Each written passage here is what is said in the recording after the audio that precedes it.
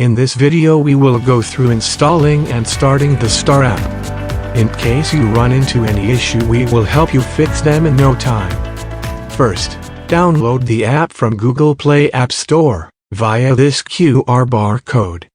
Second, run the install file from the downloaded file by double-clicking it. Third, allow to install the Star app. Fourth, follow simple instructions. If the Star app doesn't run, then ensure that the following are taken care of. 1.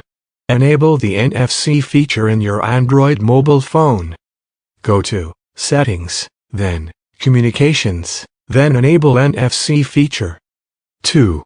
If you are installing the Star app for the first time and it doesn't work from first time, it is because the app is still being installed. Please close the app and restart it again. This will fix the issue. 3. If your Android mobile phone is running many apps in the background, then this may slow down your Android phone. Close all the apps which you don't need at the moment.